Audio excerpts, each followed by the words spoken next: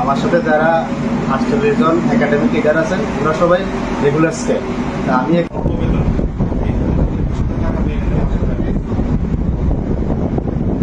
আজকে আমরা Tripura SP EMM teacher সংগঠনের পক্ষ থেকে 6 দফা দাবি নিয়ে আমরা শিক্ষা অধিকর্তার সাথে মিলিত হই।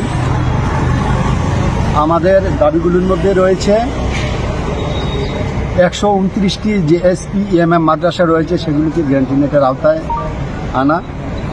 2 নম্বরে রয়েছে আমাদের সমকাজে সমবেতন দেওয়ার একটি দাবি। 3 নম্বরে রয়েছে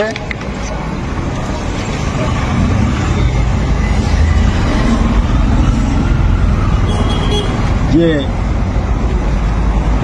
31/12-তে আমাদের একটা ক্যাবিনেট সিদ্ধান্ত হয়েছিল, এই অ্যাডভাইজারি বোর্ড সহ ক্যাবিনেট সিদ্ধান্ত হয়েছিল, ওই অ্যাডভাইজারি বোর্ডের সিদ্ধান্তটাকে বাস্তবায়ন করার একটা দাবি এবং 2.2 এবং 2.25 এবং 2.57 যে ফ্যাক্টর ওটা আমাদের কে দেওয়ার একটা দাবি।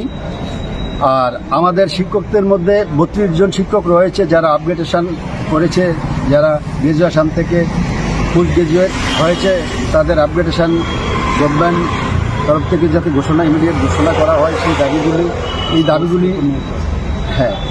এবং আমাদের বিভিন্ন মাদ্রাসার যে পরিকাঠামো অবস্থা, ইনফ্রাস্ট্রাকচার কিছু কিছু মাদ্রাসা রয়েছে সেগুলি একদম জীর্ণশীর্ণ অবস্থায় রয়েছে, সেগুলিকে ইনফ্রাস্ট্রাকচার করার জন্য একটা দাবি রয়েছে। সেই দাবিগুলি নিয়ে আমাদের যে অধিকর্তার সাথে আলাপ আলোচনা হয়েছে, এই দাবিগুলি শুনি উনি আমাদেরকে আশ্বস্ত করেছেন উনি ওনার তরফ থেকে রাজ্য সরকারের নজরে আনবেন সেই বলে আমাদেরকে আশ্বস্ত করেছেন। আমার নাম আব্দুল আলিম, রাজ্য সভাপতি এসপিএমএম টিচার অ্যাসোসিয়েশন।